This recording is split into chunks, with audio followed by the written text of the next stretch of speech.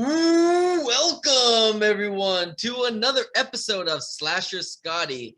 I am your host, Scotty McCoy, and boy, do I have a surprise for all of you.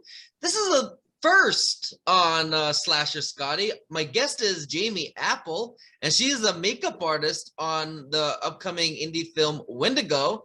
And this is the first for Slasher Scotty. You know how? Because she's on set right now. I never had anybody from set, so exciting. Hey, Jamie, how you doing tonight?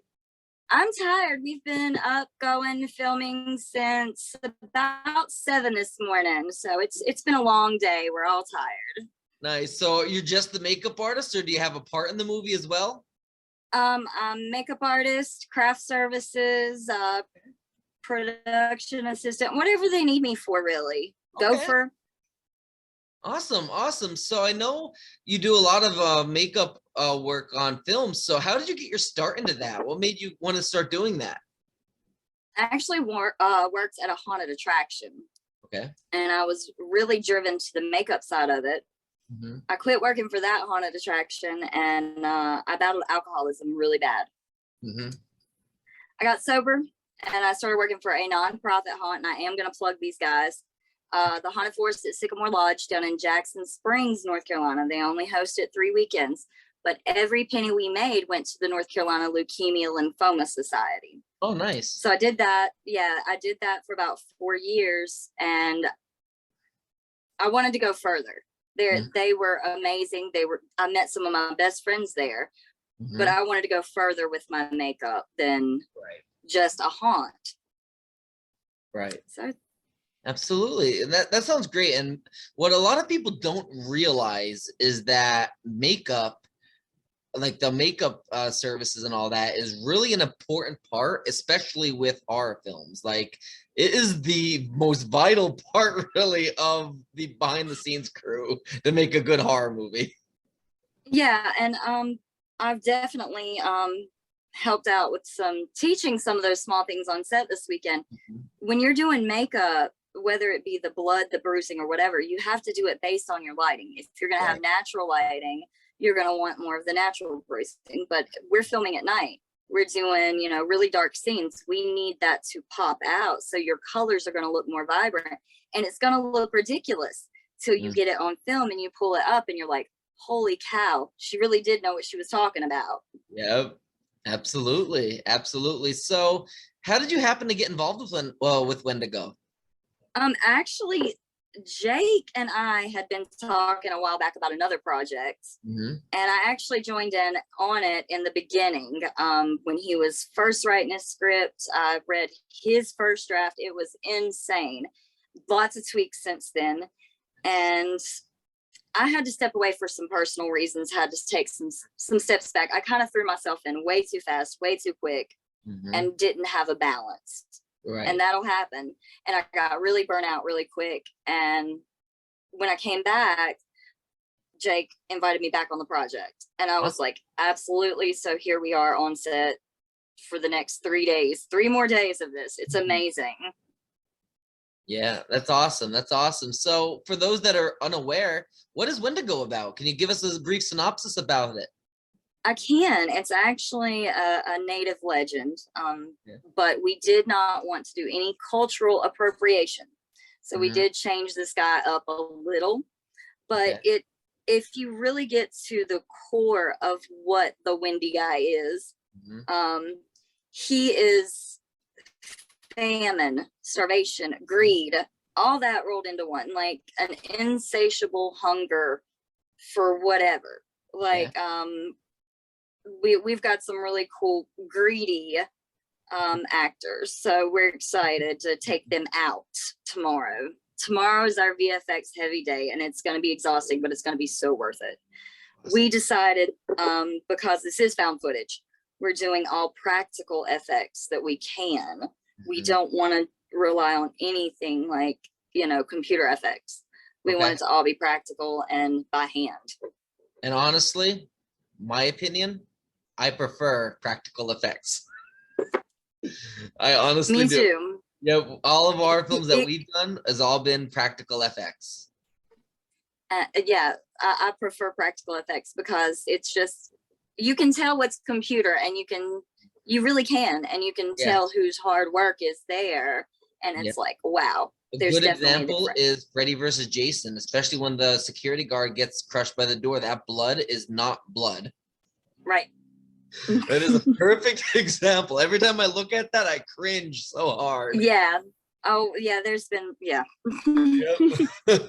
So, what do you believe the most challenging part about being a makeup artist on a film is? Clashing personalities. That is the biggest thing on set, because you know your director has a vision. You know what your director wants. You know what the characters need. You know, you have to know all that. Yeah. But when you know what they want, sometimes your suggestions for what you think would look better, you butt heads a lot. It's not always, you know, we're kind of at the bottom of the totem pole. Right. Yeah, and that's the thing. Like, you know your craft, they know what they want, and it's like, well, you're the director. I think it'll look better this way, but I got to do it your way. And, I do want to give a shout out to Jake Robinson. He has been phenomenal on this set. He definitely has. It's pretty much been, you know what you're doing. I don't know crap about makeup. Run with it. Nice. And I did reach out to Jake earlier today. I haven't heard back, but for obvious reasons. I plan to hear back from him. I want to have him on the show in March sometime. I'm starting to book my March schedule. I got a couple of people in already, so would like to have Jake aboard of that listing. And I reached out to him, and I'm sure he'll accept it. I'm sure he won't have an issue with that. I told him to accept it because he mentioned it to me over dinner while we were trying to eat quickly. Nice. So he did see the message, I'm assuming, or he did. He did. Awesome. Yeah. So I look forward to having him on. I know it'll be a good interview, and I mean, definitely promote Wendigo. You know, I love supporting indie horror. Me and you, like, I don't think I really even knew you, and then I think we were talking on a post by Anthony Caimano, and we just hit it, and I'm like, you know what? Let's have you on. Like, you're part of the indie family. Well, see, this is what happened. I'd been keeping it really small, doing a lot of fan films and things like that, and just picking up with people I knew in my area. Yeah. And I was like, I gotta branch out. I really do. Yeah. I live in a spit spot town in dead center, North Carolina. Yeah. So there's nothing there. So I was like, I'm gonna start branching out. And I just started talking to people. And I'm like, you know what? If they want to talk to me, cool. I'll make new friends and get further, because I'm just unapologetically me. Right. Absolutely. Can't go wrong with that. So did you happen to do the makeup for the creature in the movie? I did not actually do the creature, but I am doing some tweaks on the creature, and I will be doing a few other little things with it. Awesome. So I guess, how did you happen to get involved with the indie film community? I know you spoke briefly about it, but do you want to give us the whole scoop? Actually, I joined a couple of the film community pages, and I'm like, you know what? It's, you know, for lack of a better term, balls to the wall. Let's do it. If I'm not getting any younger, I'm not going to give my age away. But I have an adult child at this point in my life. Okay. And it's like, I'm not getting any younger. And, you know, if I want to do this, I need to do it now. Yeah, absolutely. I mean, any of us are not getting younger, you know, and I'll say my age. I'm going to be 33 this year. Oh, you're still a baby, honey. Still a baby. I still am. But I mean, if you think about it, film projects take a couple of years to do. By the time I probably finish my next one, I'll probably be pushing 40. Right. They really are. They're year-long processes. Like, it's at least a year and a half in pre-production, and then you have about maybe a couple of months, give or take, in production, and then post is about a good, you know, up to a year. So it's a mess. But it's fun. It's fun. We love it. We do, and that's why we put it in. But it's a lot of hard work and a lot of time and a lot of, you know, stress, but it's fun. We meet new people, interesting people, creative people. Right. Yep, absolutely. So what do you believe is the best part about being involved with the indie community? Meeting everybody. There you go. Yeah, I mean, it's okay. So there are two other makeup artists on set with me. We Okay. have a wonderful lady named Kim. She is our beauty makeup artist. Mhm. And we have Ebony, who she is phenomenal at helping with the beauty, the horror, whatever we need her for. She is all hands in, and it's nice to meet other women. That is something else. I see so many women, and I'm gonna call it out.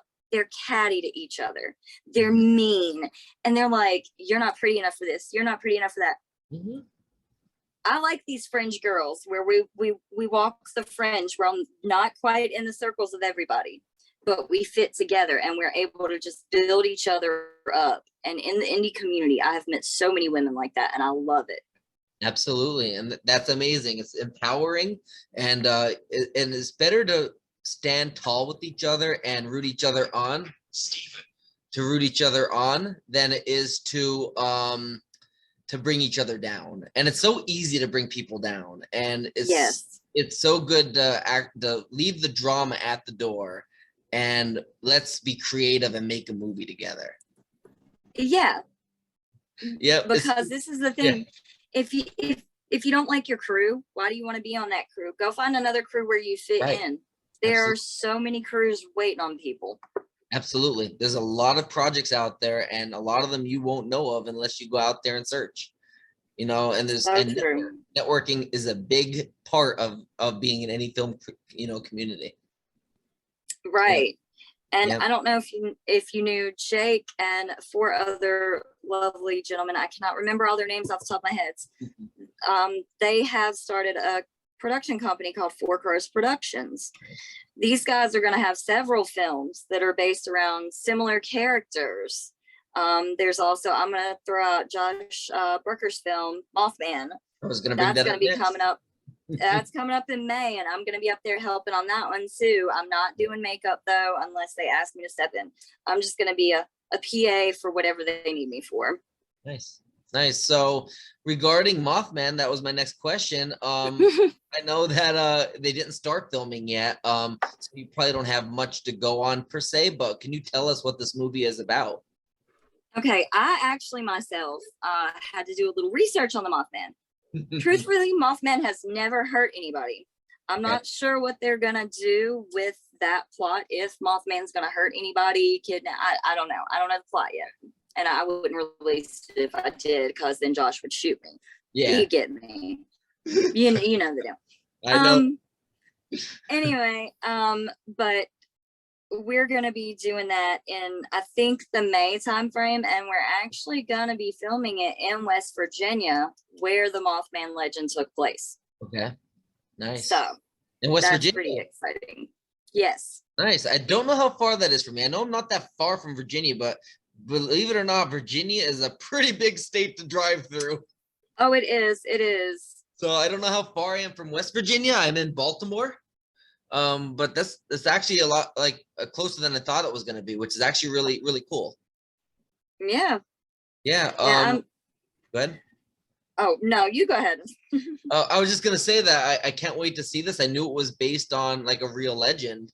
And just the poster, the teaser poster for it is just amazing. Like, I'm excited. It really is. Like, it looks really good. Yeah.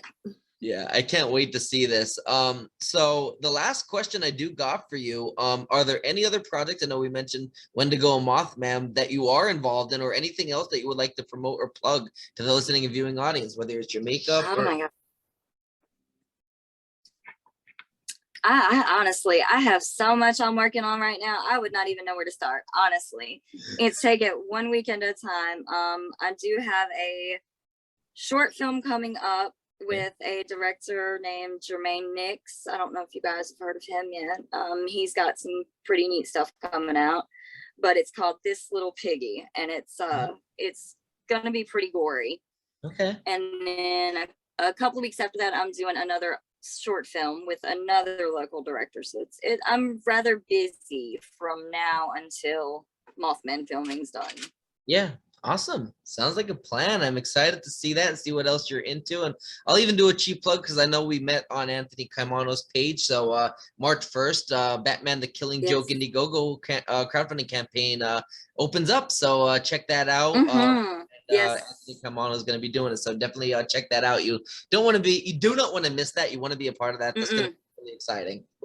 So thank you so much, Jamie. So much for joining me from the set of Wendigo. You for having me. Of course, absolutely. I'm so glad you could make it. I'm so glad we could have done this. You have a great rest of your night and don't work too hard on set. Oh, I'm gonna go to bed soon. Good. You guys have a good night. Yeah, bye.